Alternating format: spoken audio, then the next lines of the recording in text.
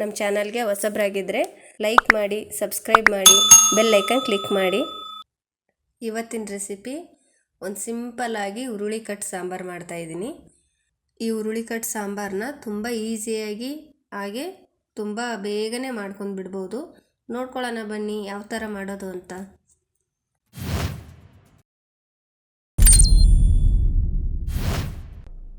ಮೊದಲು ಹುರುಳಿಕಟ್ಟು ಸಾಂಬಾರು ಮಾಡೋಕ್ಕೆ 1 ಕಪ್ಪು ಹುರುಳಿಕಾಳು ತೊಗೊಂಡಿದ್ದೀನಿ.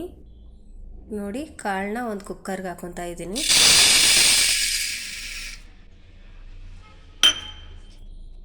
ಅದಕ್ಕೆ ಸ್ವಲ್ಪ ನೀರು ಹಾಕ್ಕೊಂಡು ಕ್ಲೀನಾಗಿ ತೊಳ್ಕೊಂಡ್ಬಿಡ್ತೀನಿ. ಒಂದು 2-3 ಸರಿ ಕ್ಲೀನಾಗಿ ತೊಳ್ಕೊಂಡ್ಬಿಡ್ಬೇಕು ಕಾಳನ್ನ.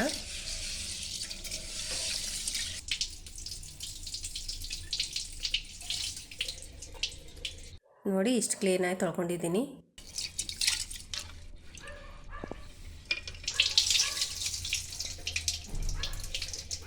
ಕಾಳು ತೊಳೆದಾದ್ಮೇಲೆ ಮತ್ತೆ ಅದಕ್ಕೊಂದು ಗ್ಲಾಸ್ ನೀರು ಹಾಕೊತಾ ಇದ್ದೀನಿ.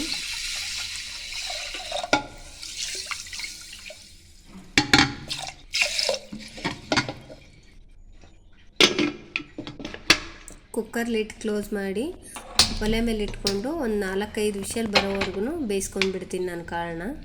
ಹುರುಳಿಕಾಳು ಬೇಗ ಬೇಯಲ್ಲ, ಅದಕ್ಕೆ ನಾನು 4-5 ವಿಷಲ್ ಮಾಡ್ಕೊತಾ ಇದ್ದೀನಿ.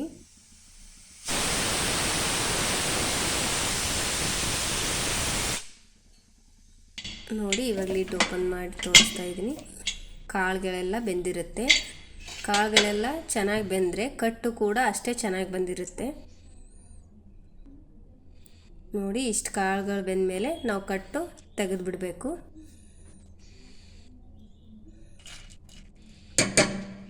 ಆ ಕಟ್ಟನ್ನ ಒಂದು ಚಿಕ್ಕ ಪಾತ್ರೆಗೆ ಹಾಕೊತಾ ಇದ್ದೀನಿ.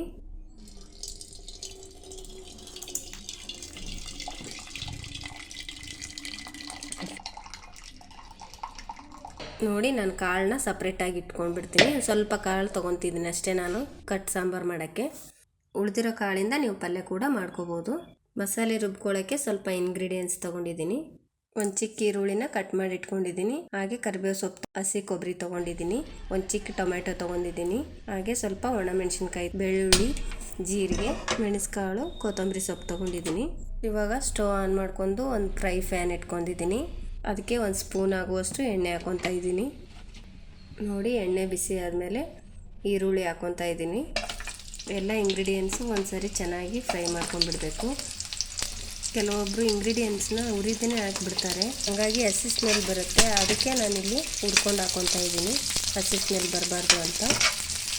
ನೋಡಿ, ಈರುಳ್ಳಿ ಫ್ರೈ ಆದಮೇಲೆ ಹಸಿ ಕೊಬ್ಬರಿ, ಮೆಣಸಿನ್ಕಾಯಿ, ಬೆಳ್ಳುಳ್ಳಿ, ಜೀರಿಗೆ, ಕರಿಬೇವು ಸೊಪ್ಪು, ಲಾಸ್ಟಿಗೆ ಇವಾಗ ಟೊಮೆಟೊ ಹಾಕ್ಕೊಂಡು ಫ್ರೈ ಮಾಡ್ಕೊತಾ ಇದ್ದೀನಿ.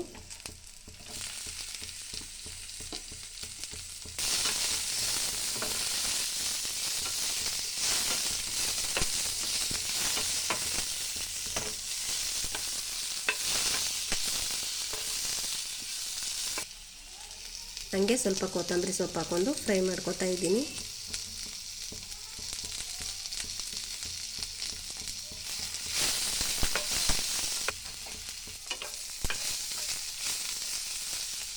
ನೋಡಿ, ಎಲ್ಲ ಫ್ರೈ ಆದಮೇಲೆ ಅದು ತಣ್ಣಗಾದ್ಮೇಲೆ ಇವಾಗ ಮಿಕ್ಸಿ ಜಾರ್ಗೆ ಹಾಕ್ಕೊತಾ ಇದ್ದೀನಿ.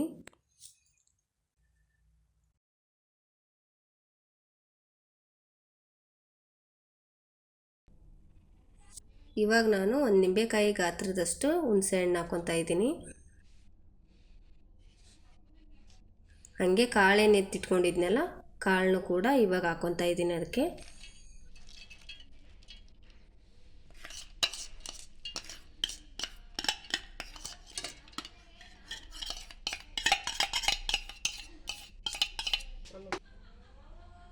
ಹಾಗೆ ಸ್ವಲ್ಪ ಹರಳುಪ್ಪು ಹಾಕ್ಕೊತಾ ಇದ್ದೀನಿ. ಹರಳುಪ್ಪು ಹಾಕೋದ್ರಿಂದ ಅಡುಗೆ ರುಚಿಯಾಗುತ್ತೆ ಅಂತ ಹರಳುಪ್ಪು ಹಾಕ್ಕೊತಾ ಇದ್ದೀನಿ. ಇವಾಗ ನಾನು ಮಿಕ್ಸಿಗೆ ಹಾಕ್ಕೊಂಡು ರುಬ್ಕೊಂಡ್ಬಿಡ್ತೀನಿ. ಸಣ್ಣಕ್ಕೆ ಪೇಸ್ಟ್ ಥರ ರುಬ್ಕೋಬೇಕು.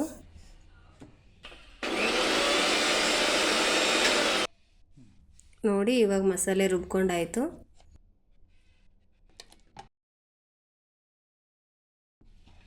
ಇವಾಗ ನಾನು ಒಲೆ ಮೇಲೆ ಒಂದು ಪಾತ್ರೆ ಇಟ್ಕೊಂಡಿದ್ದೀನಿ. ಅದಕ್ಕೆ ಸ್ವಲ್ಪ ಎಣ್ಣೆ ಹಾಕ್ಕೊತಾ ಇದ್ದೀನಿ. ನೋಡಿ, ಇವಾಗ ಎಣ್ಣೆ ಬಿಸಿ ಆದಮೇಲೆ ಚಿಕ್ಕದಾಗಿ ಕಟ್ ಮಾಡಿ ಇಟ್ಕೊಂಡಿರುವಂಥ ಒಂದು ಈರುಳ್ಳಿ ಹಾಕ್ಕೊತಾ ಇದ್ದೀನಿ. ಇವಾಗ ಈರುಳ್ಳಿ ಕೆಂಪಗಾಗೋವರೆಗೂ ಫ್ರೈ ಮಾಡ್ಕೊತಾ ಇದ್ದೀನಿ. ಒಂದೆರಡು ಒಣಮೆಣಸಿನ್ಕಾಯಿ ಹಾಕ್ಕೊತಾ ಇದ್ದೀನಿ. ಇವಾಗ ನಾನು ಸ್ವಲ್ಪ ಹಿಂಗೆ ಹಾಕ್ಕೊತಾ ಇದ್ದೀನಿ.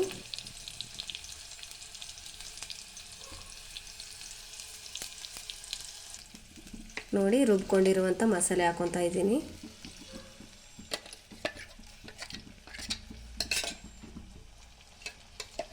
ಹಾಕ್ಕೊಂಡು ಚೆನ್ನಾಗಿ ಒಂದ್ಸರಿ ಮಿಕ್ಸ್ ಮಾಡ್ಕೊತಾ ಇದ್ದೀನಿ. ನೋಡಿ ಮಿಕ್ಸಿ ಜಾರಿಗೆ ಸ್ವಲ್ಪ ನೀರು ಹಾಕ್ಕೊತಾ ಇದ್ದೀನಿ.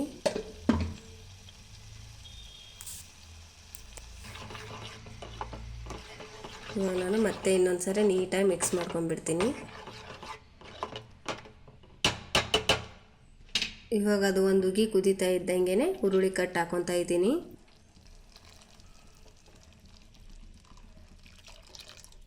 ಮತ್ತೆ ಇನ್ನೊಂದು ಸರಿ ನೀಟಾಗಿ ಮಿಕ್ಸ್ ಮಾಡ್ಕೊತಾ ಇದ್ದೀನಿ. ಇವಾಗ ಅದ್ರ ಮೇಲೆ ಸ್ವಲ್ಪ ಕೊತ್ತಂಬರಿ ಸೊಪ್ಪು ಹಾಕ್ಕೊತಾ ಇದ್ದೀನಿ. ಮೇಲೆ ಮುಚ್ಚಳ ಮುಚ್ಕೊಂಡು ಒಂದು ಉಗಿ ಬರೋವರೆಗೂ ಬೇಯಿಸ್ಕೊಂಡ್ಬಿಡ್ತೀನಿ. ಇವಾಗ ಮುಚ್ಚಳ ತೆಗೆದು ತೋರಿಸ್ತಾ ಇದ್ದೀನಿ. ನೋಡಿ ಸಾಂಬಾರು ಚೆನ್ನಾಗಿ ಕುದೀತಾ ಇದೆ. ನೋಡಿ ಅದನ್ನು ಮತ್ತೆ ಇನ್ನೊಂದು ಸರಿ ನೀಟಾಗಿ ಮಿಕ್ಸ್ ಮಾಡ್ತಾ ಇದ್ದೀನಿ. ನೀವು ಬೇಕಾದ್ರೆ ಕನ್ಸಿಸ್ಟೆನ್ಸಿ ನೋಡಿಕೊಂಡು ನೀರು ಹಾಕ್ಕೋಬೋದು. ನೋಡಿ ಇವಾಗ ಹುರುಳಿ ಕಟ್ ಸಾಂಬಾರು ರೆಡಿ ಆಯಿತು. ಇಷ್ಟೇ ಸಿಂಪಲ್ ಸಾಂಬಾರಿದು, ತಿನ್ನೋಕ್ಕೂ ಕೂಡ ಅಷ್ಟೇ ರುಚಿಯಾಗಿರುತ್ತೆ. ಹಾಗೆ ಕೆಲವೊಬ್ಬರು ಇದಕ್ಕೆ ಬಸ್ಸಾರು ಅಂತ ಕೂಡ ಕರೀತಾರೆ. ನಮ್ಮ ಕಡೆ ಹುರುಳಿ ಕಟ್ ಸಾಂಬಾರು ಅಂತ ಕರಿತೀವಿ. ನೀವೇನಂತ ಕರಿತೀರಿ ಅಂತ ಕಾಮೆಂಟ್ ಮಾಡಿ. ಬಿಸಿ ಬಿಸಿ ಅನ್ನಕ್ಕೆ ಈ ಸಾಂಬಾರು ತುಂಬ ಚೆನ್ನಾಗಿರುತ್ತೆ. ಹಾಗೆ ಅದ್ರ ಜೊತೆಗೆ ಒಂದು ಹಪ್ಪಳ ಇದ್ರಂತೂ ಇನ್ನೂ ಸೂಪರಾಗಿರುತ್ತೆ. ನೋಡಿ ನೀವು ಒಂದ್ಸರಿ ನಿಮ್ಮ ಮನೇಲಿ ಈ ಥರ ರೆಸಿಪಿನ ಟ್ರೈ ಮಾಡಿ. ಅದರಲ್ಲೂ ಈ ಚಳಿಗಾಲಕ್ಕಂತೂ ಈ ಥರ ಹುರುಳಿ ಕಟ್ ಸಾರು ಮಾಡ್ಕೊಂಡು ತಿಂದರೆ ತುಂಬ ಚೆನ್ನಾಗಿರುತ್ತೆ. ಆರೋಗ್ಯಕ್ಕೂ ತುಂಬ ಒಳ್ಳೆಯದು. Thank you for watching.